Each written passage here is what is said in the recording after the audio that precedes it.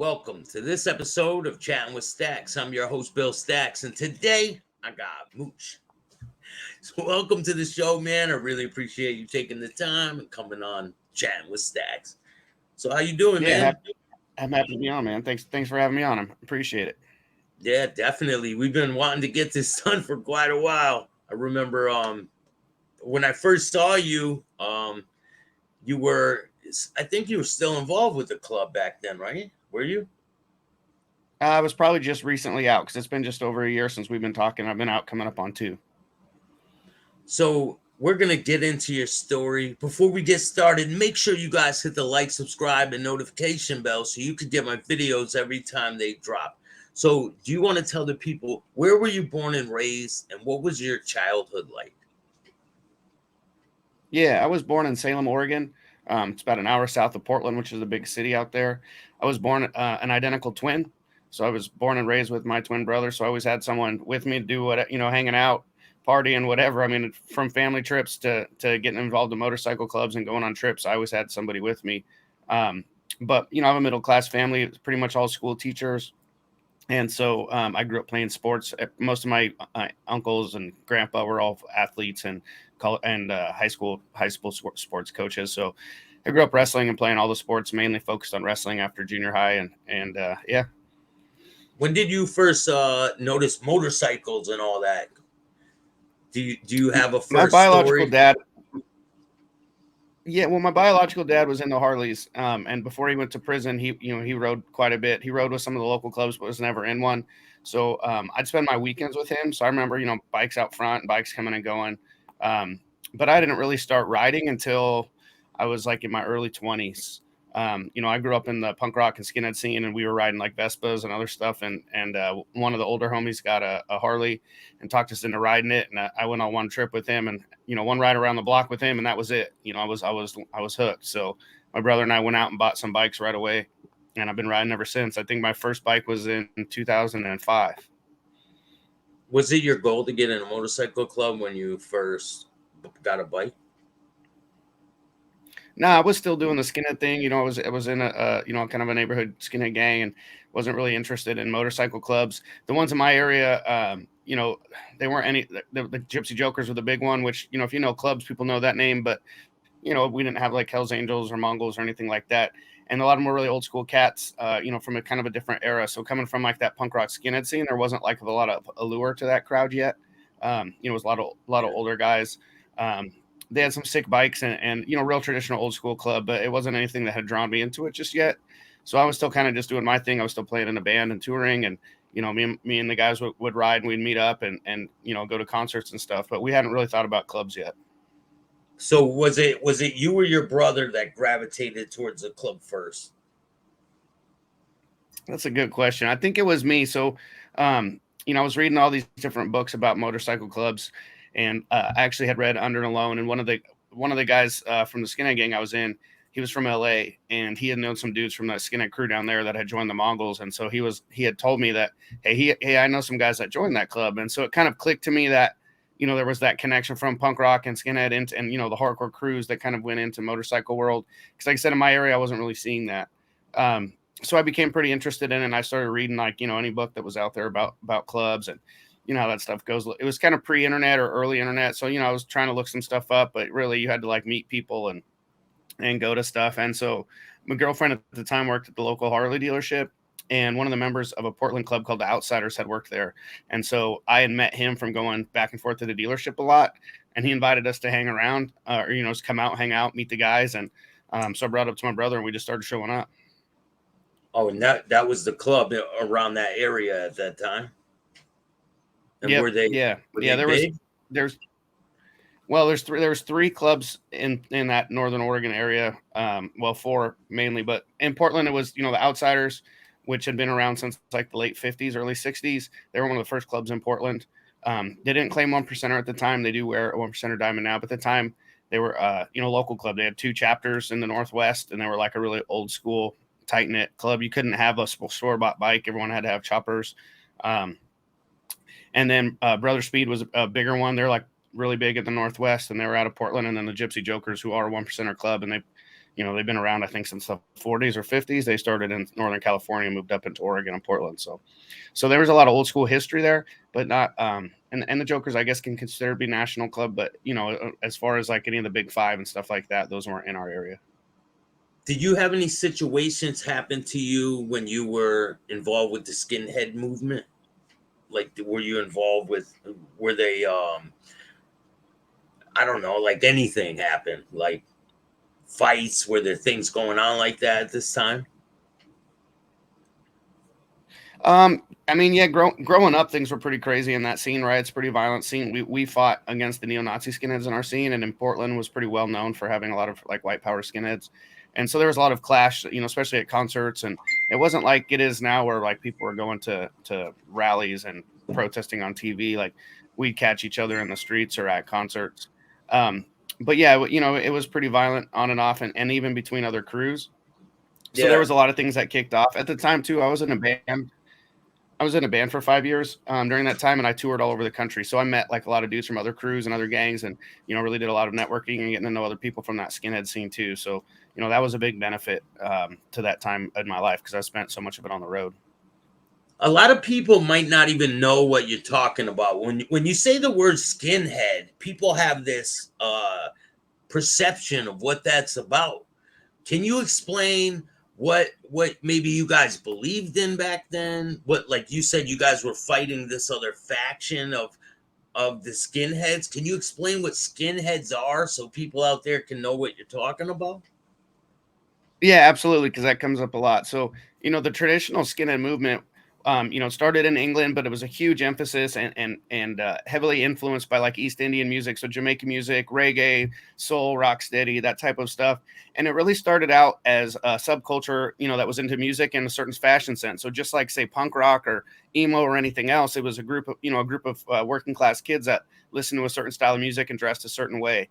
And then, in the 60s, 70s, and actually into the 80s, they started getting into, a lot of media coverage. And a lot of that was from like what the soccer hooligans were doing on national TV and a lot of politics that were going on in England.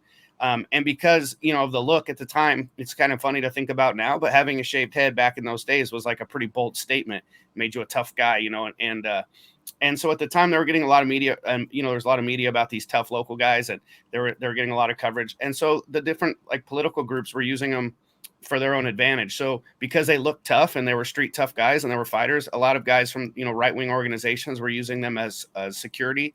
And by bringing them around, they kind of got into that scene. And so it didn't take long before people were putting the connection between white power and skinheads as like the same thing. And by the time it came to the United States, that's kind of what most people knew, right? From all those Geraldo shows and all those things in the 90s, Yeah.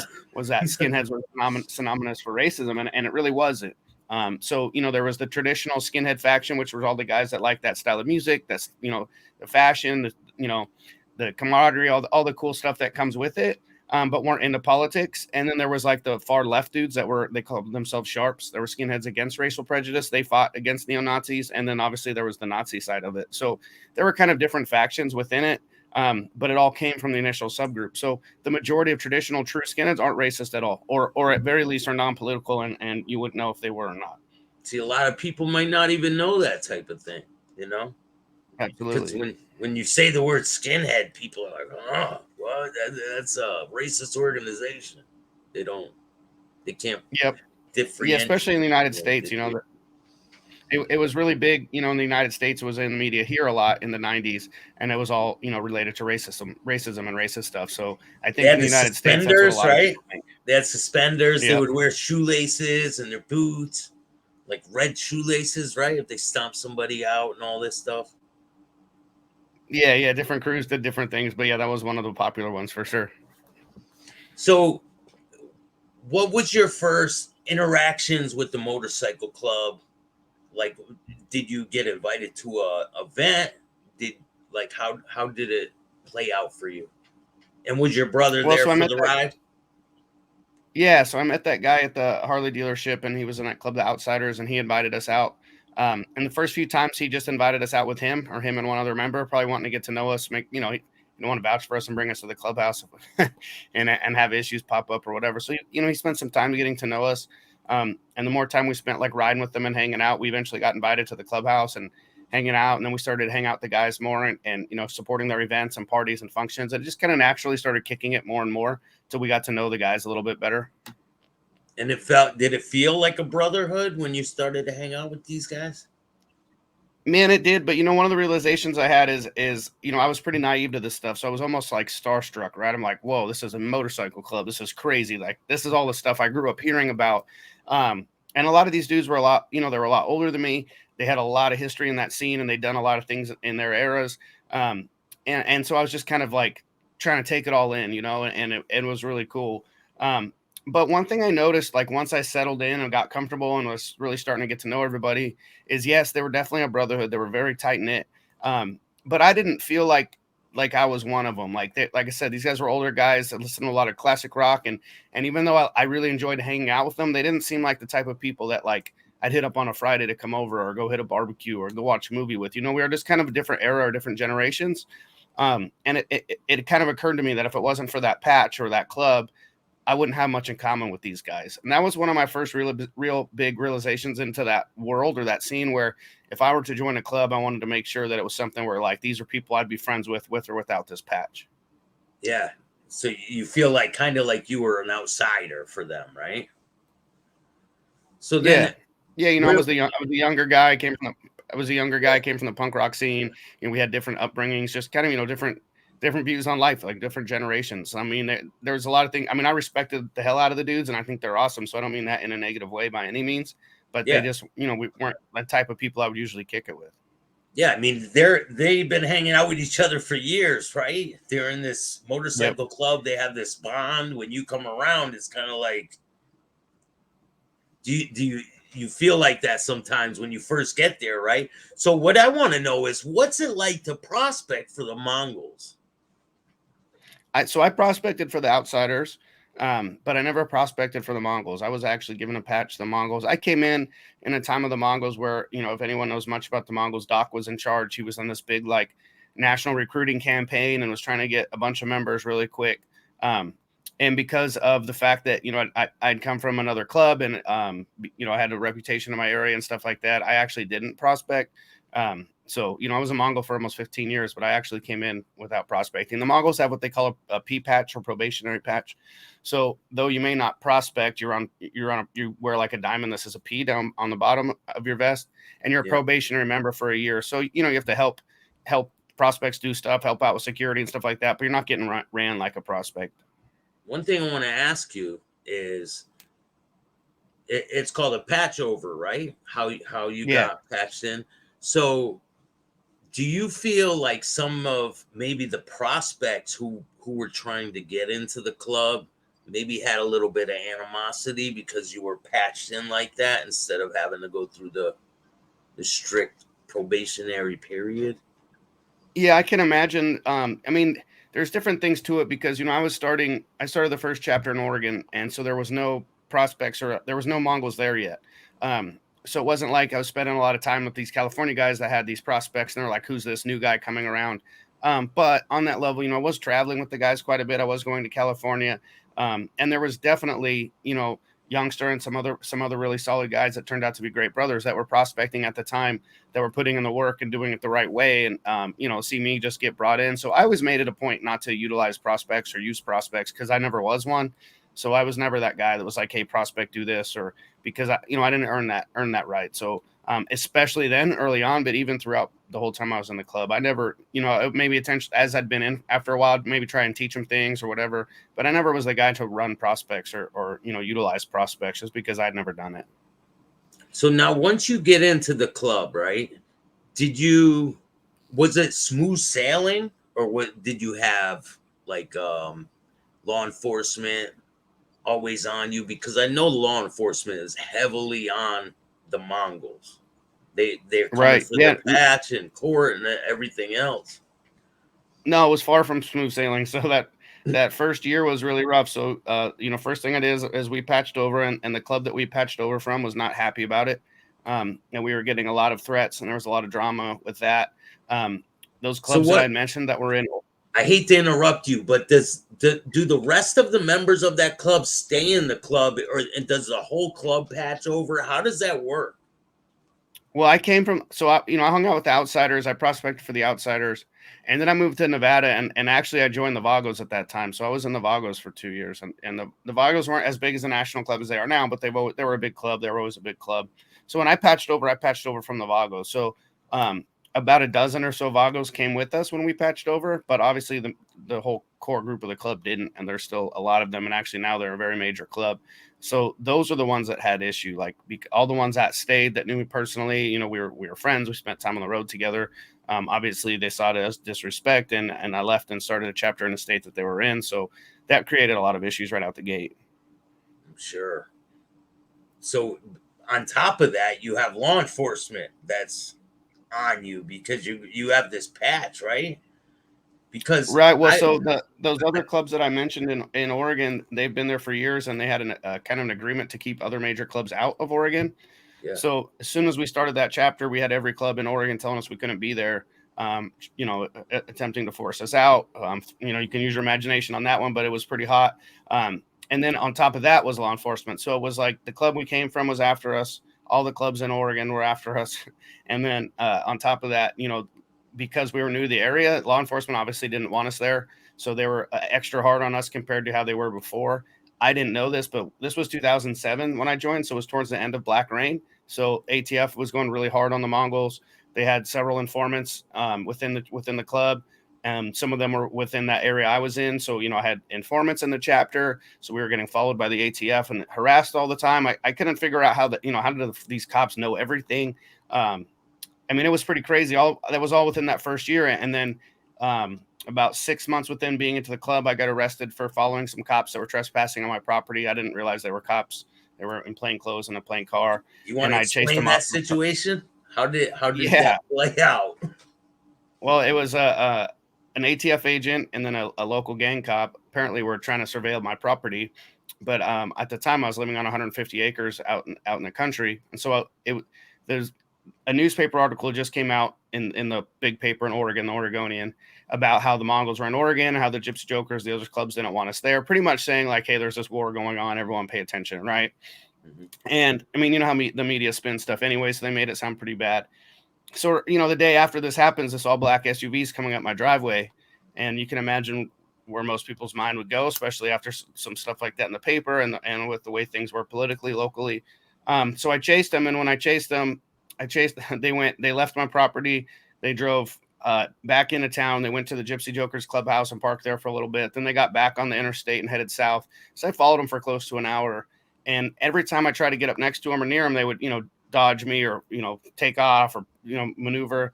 And so I was in a car. And so I called or I was in a truck, and I called some other Mongols that were down in the Eugene area, which was the way we were heading, and said, hey, maybe you guys, since they don't know what car you guys are in, maybe you guys can kind of meet us on the freeway and you can get up next to them and see what they look like or see who they are. And as we tried to do that, one of the guys kind of got in front of them, and then we got behind. We essentially boxed this car in, which I didn't know was illegal by any means. But they hit their lights. They don't have all the lights and shit on the cars, right? No. But then they ended up hitting their sirens and their lights. So, their dash lights and stuff. So everyone took off, but I got pulled over on the scene. And I wasn't that worried about it. I was like, all I did was follow a car from, 50 miles or so, but nothing illegal had happened. I just was trying to figure out who was trespassing. In fact, now that it was cops, I was like, oh, cool, whatever then. Like, it wasn't a big risk. But they actually charged me with attempted kidnapping and conspiracy to commit kidnapping. So I had, police officers. Yeah. Holy shit. Yeah. So I sat in jail on that for 2 months with $1 million bail, and I fought it. I hired an attorney and took it to trial, and I got found not guilty. So I got found guilty of reckless driving, which is the misdemeanor, but I beat all the big charges. They put you all over the news, right? Yeah, it was crazy, dude. Yeah, absolutely. Now, when you got arrested, did you have your patch with you, and did the cops take the patch when you got arrested? I was in a truck, so I didn't have it with me. Thankfully, they didn't get it. But when I got out of jail, I was on, they gave me 5 years of felony gang probation with non-association. So anytime I hung out the club, I could be arrested and go back to jail, which happened a lot of times. So but now you're the president at this time, though, right? Yeah. So what happens? You go for 2 months. You're in there for 2 months. You get out. You're still the president, right? Yep. What happens next?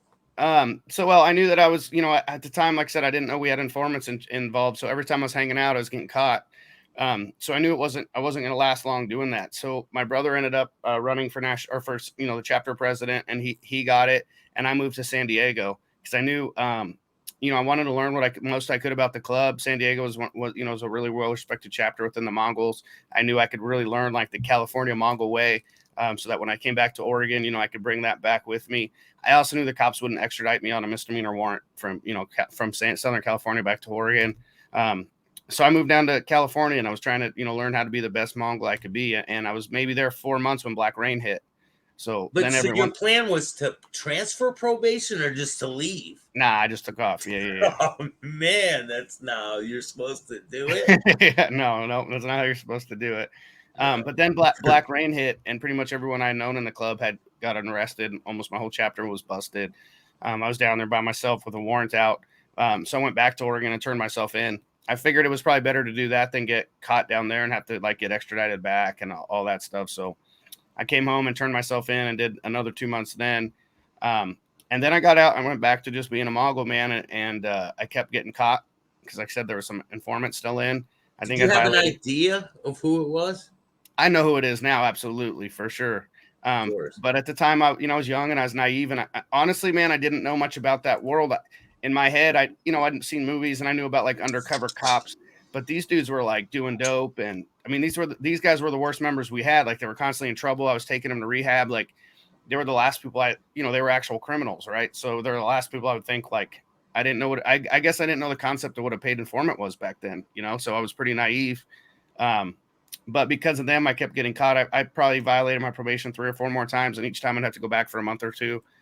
But once, the informants ended up either fizzling out or getting ran off, or, the paperwork from Black Rain was starting to come out, so they couldn't really hang for too much longer. And once they were gone, everything was pretty chill. I stayed active in the club that whole time. I ended up moving to California to do my undergrad for a while. So I lived in Whittier. I worked on my bachelor's degree, started a Fullerton chapter there, then moved back to Oregon. And then I stayed in Oregon for quite a while. And then I moved out here to the Midwest in 2017 and started several chapters out here. And then I retired at the end of 2021 after 14 years. Wow, so you were in the club for 14 years and you retired out good? I was initially out good. I'm not out good anymore, but I was initially out good. Yeah. Oh man, why what happened with that? I mean, there's a lot of layers to it for sure, but our national P had been kicked out of the club. There was a Little lot of Dave, yeah, right? Yeah, yeah. little Dave, all that big mess, There was right? that big mess. There was a lot of drama going on with that, a lot of politicking and stuff. A lot of people wondering who's going to run for P, and just I don't know. There was just a lot of political drama going on, and at the time, I decided, you know what, this is probably the good time for me to step away. So they let me leave in good standings. But I had the chapter I was in out here, Southern Illinois chapter. They only had about 5 members because a pretty small area. And one of the sarge for that chapter, he had gotten arrested for fighting with these outlaws, and one of the outlaws had pressed charges on him, and so he had to take a plea bargain because take it to trial with the victim. He was guilty, and it was on camera, and there wasn't much to fight. So part of his sentencing agreement was a 2-year suspended sentence. So if he got caught hanging out with the Mongols, he'd go to prison for 2 years. So he obviously had to step away. I had just stepped away. So now there's 3 or 4 guys left, and one of them was that guy's biological brother. The other one worked with them, and they were kind of in the stage of like, hey man, we all did this together to be with each other, and now the main 2 guys are gone. So they left the club, and typically if you leave the club, if you haven't been in for 10 years, you're automatically out bad. However, a lot of times, it's kind of a case by case. We've made exceptions, and I really advocated for this to be an exception because I already knew what was going to happen. I said, listen, if you put these guys out bad, it's going to change my status to out bad because this is a small town. I work out with these guys. I do jiu-jitsu with these guys. Like these are some of my best friends. So I'm not going to stop hanging out with them. So I really advocated for them to be out in good standings and was told that's what they were going to try and do. But then I got a call that they were going to be put out bad. They're just, they said, hey, we're going to follow the rules. They're out bad. They quit. They haven't been in the time. So they're out in bad standings, and they said, you're still good, but if you hang out with them, you're out bad too. So I was just up front and forward and told them right out the gate because they kind of, they were trying to be cool about it. And they said, hey, if you post any pictures, then you get trouble. So essentially, I took it as they were like telling me that it'll be fine, just lay low. And I'm not that guy. I'm not going to lie to anybody. So I just said, hey, these are some of my best friends. I'm going to keep hanging out with them. So they said, hey, we're sorry to hear that, but Here's I your think that status. causes a huge dilemma when you're friends with some people for so long and then say they leave the club or something happens and now you can't talk to them no more. Have you had people that left the club and then you can't talk to them and they're off doing whatever and you're like, damn, I can't even deal with them anymore because they're out bad. Yeah, absolutely. And you know what? I was a stickler for the rules. So the whole time I was in the club, if someone was put out bad, no matter how close I was to them, I didn't talk to them either. And now I'm on the other end of that sword, right? I see what it feels like. I get it. I completely understand.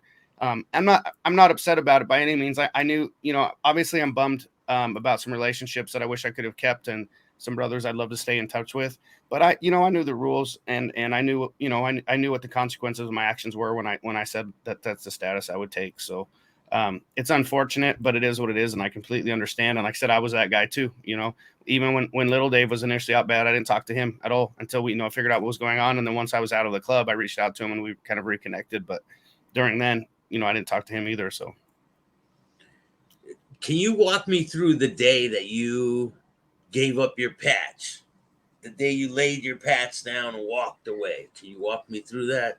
man, it was kind of like days, So I was talking back and forth. I went out to Miami for this national run, and the politics of the new group was really starting to sink in. Right, Dave was gone. People were kind of jockeying for position.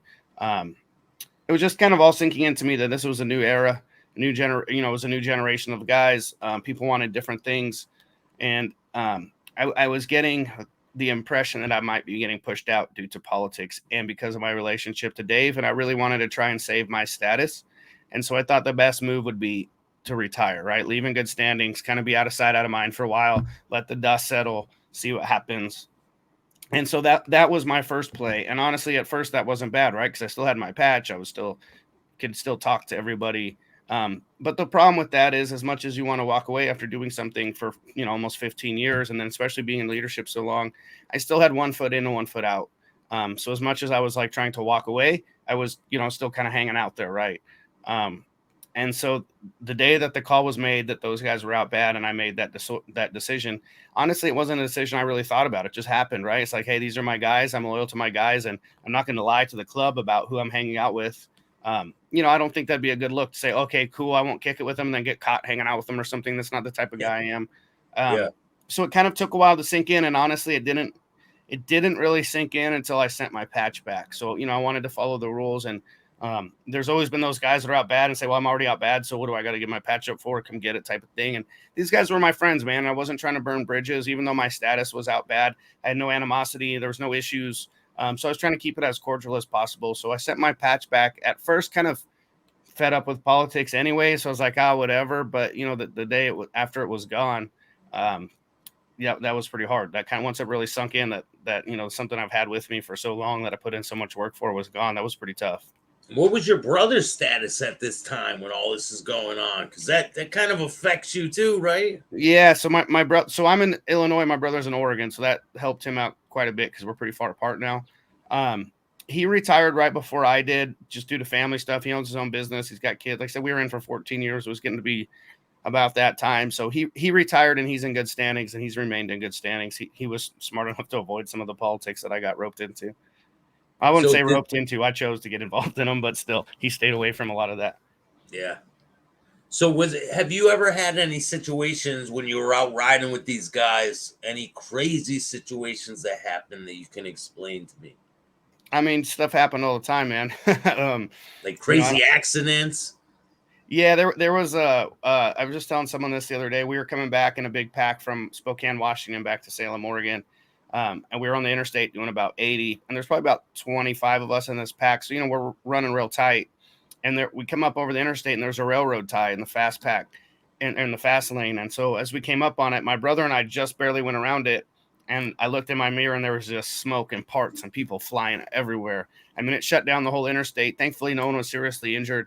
I don't know how. We were doing 90 miles an hour, and one bike landed on top of another bike. People were flying, parts were flying everywhere. We were about 5 hours, 4 or 5 hours from home still, so we had to wait quite a while for trucks and trailers, and yeah, it was a pretty big mess, man. All That the was probably one bikes of the are bigger ones. mangled all over the road. Yeah, it was wild. I mean, it was on Interstate 5, which is the main interstate on the West Coast. So the interstate was shut down, so there was traffic jams, and it was nuts.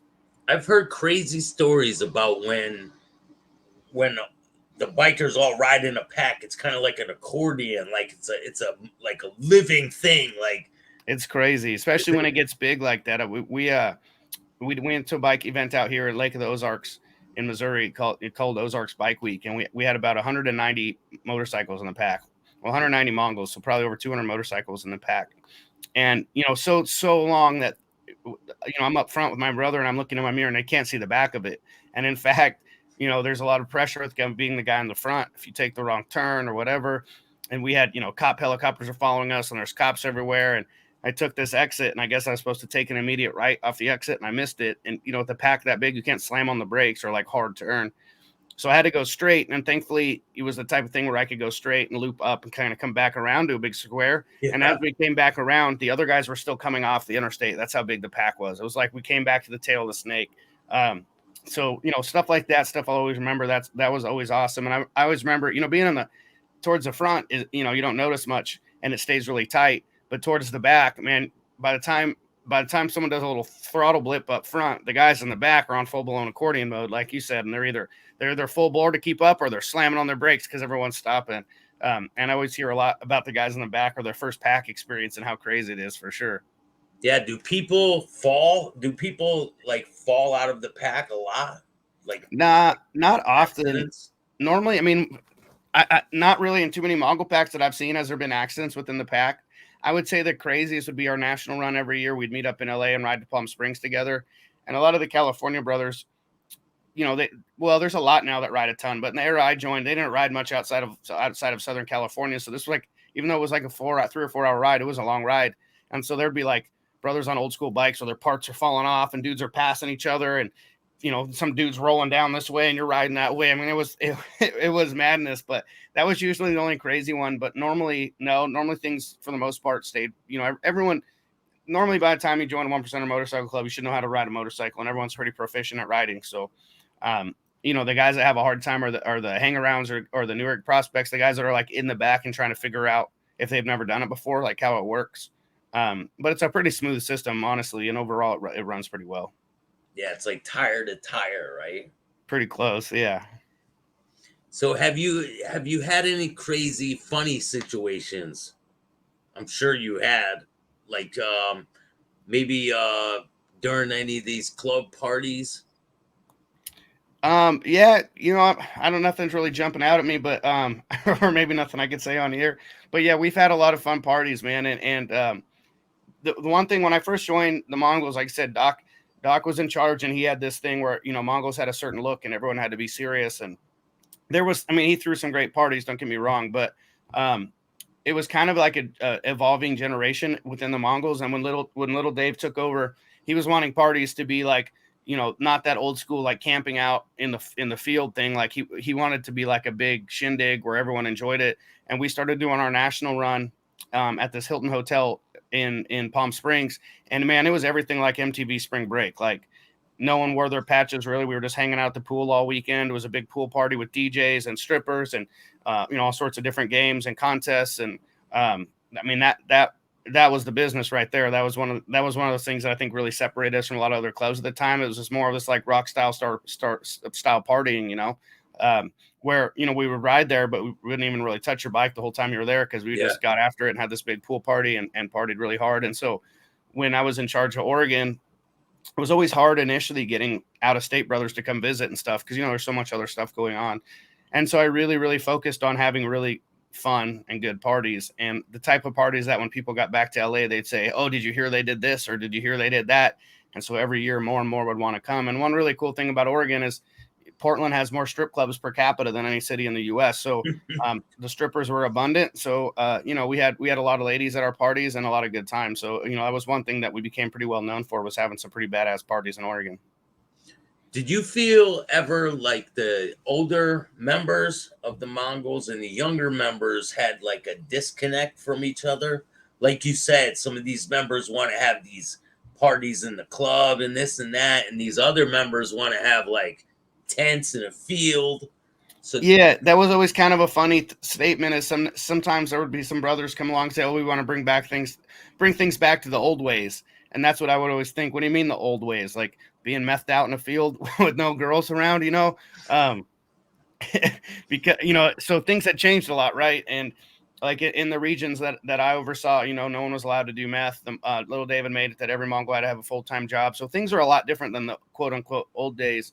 And you know, being a, being in a big field, partying with your brothers all weekend, I'm sure it would still be a good time, and we've done it. But you know, it's a newer generation, and people wanted to, you know, you want to go to a party that has girls at it, and place where girls are comfortable coming, and you know, kind of a different vibe. So yeah, there was definitely a difference there for sure. Do you feel like people treated you different once you had your patch?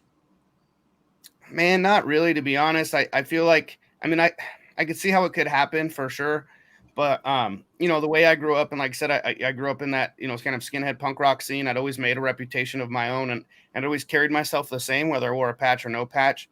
So not really, I don't think so. I would say that it actually, for me anyways, it forced me to kind of clean up my actions, because you know, the skinhead scene, I go out and get in bar fights and do dumb stuff. But if you do that with the patch on, you're putting all your brothers at risk. The cops are going crazy, and you know, a regular misdemeanor is a felony.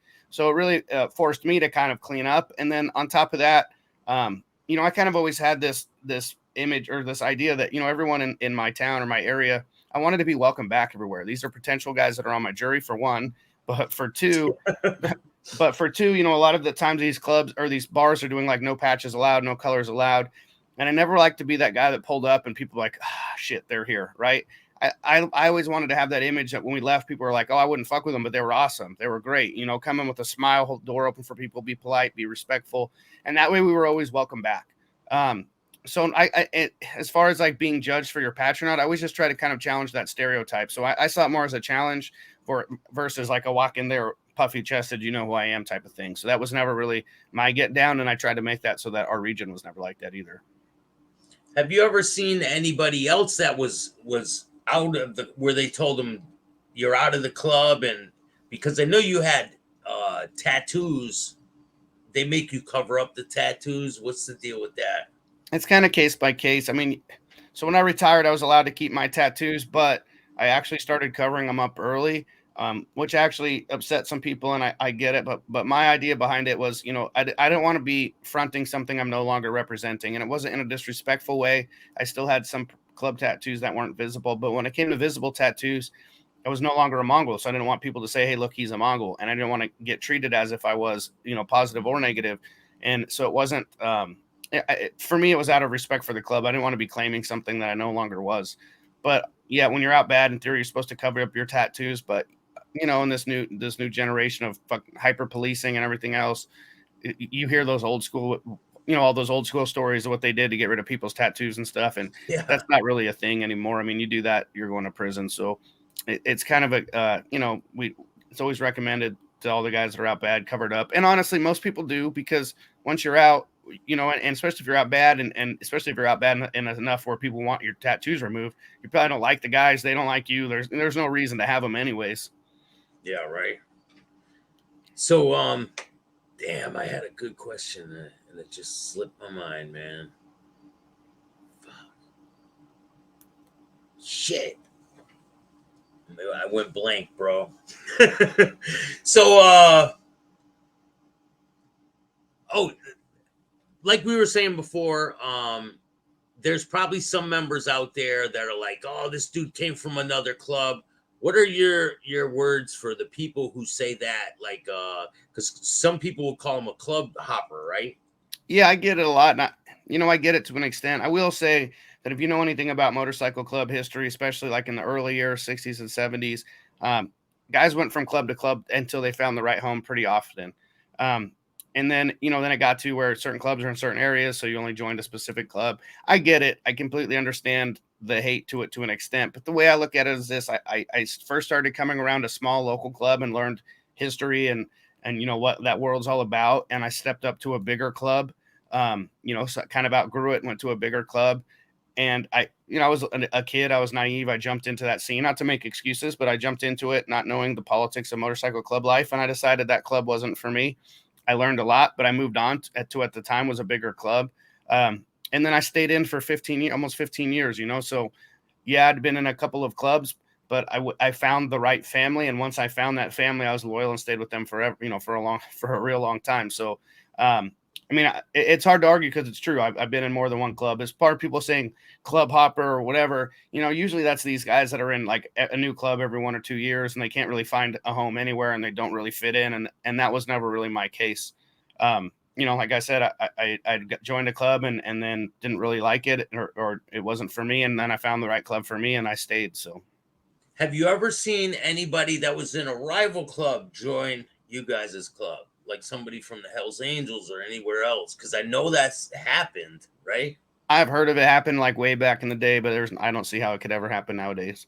Because how can they trust this person, Yeah. right? Now, what are you going to get a phone call and say our national runs out here in the desert and you're going to show up? I don't think so. But there was Michael McCullum was a full patch Hells Angels, and then he went over to the Outlaws. Yeah, and there's some guys have gone from Angel to Vagos or Vagos to Angels, and I mean there's a lot of guys that have gone from club to club, but as far as like clubs that have a history of issues, it's pretty rare. Yeah, very, very. So do you feel like when you went to jail, they treated you different because you were in a club, or no? Probably not, but honestly, because I was there, my crimes were against cops. I was locked up like 23 and a half hours a day most of the time. So, but no, I mean, even when I wasn't locked up, all, away from other people, just the way I carry myself and represent myself, I don't see it being any different. Yeah, you seem like a pretty chill guy, man. Yeah, thank you. And you got a book. You want to tell people about your book, where they can get your book, and what's your book about? Yeah, so I got this book called The Ride of My Life. It came out on the 7th, so just a few days ago. Yesterday, I guess. How's it doing? Is it pumping out there? Yeah, it's been the #1 bestseller in the motorcycles category and social work category, so it's already doing really well on Amazon. But it's just a story of my life, man. It talks about how I grew up, how I went from the skinhead scene to the motorcycle club scene, my life in the motorcycle club and the politics that came with it, and how I decided to leave and why I left. And now I'm a social worker. I work with at-risk teens. And so just kind of that whole full circle, how I grew up that way. And now I'm trying to give back and help, at-risk youth make good decisions. Hey man, somebody's got to do it. If you don't do it, you can't just let your neighborhood and your community go to shit. I try Absolutely. to help my community as much as I can, man. And I definitely appreciate you taking the time coming on the show. You're welcome back here anytime, man. Maybe we could get together again and get more intricate into these stories. For sure. Thanks for having me. I really appreciate it. It's been a good time. Definitely, man. And they could buy your book on Amazon, right? Yeah, check out The Ride of My Life on Amazon or Barnes and Noble. And yeah, that's right now, those are the two best places to get it. You can't get them from me directly, so they just get them straight from the publisher on Amazon. And then if I see you out and about, or you want to hit me up or look at an event I'm at, I'm happy to sign it or shoot the breeze with anybody. So look me up on social media. It's OG__Mooch. Or like I said, see me out and about. Say what's up. Definitely. And I'll put a link for his book in the description of this video, and you guys can check it out for yourself. Make sure you buy a copy because I get 20%. But if you guys like this type of content, make sure you hit the like, subscribe, and notification bell so you can get my videos every time they drop. And if you don't like it too fucking bad, start your own podcast. Peace. Thanks, man. Yeah, no problem. See you. Peace.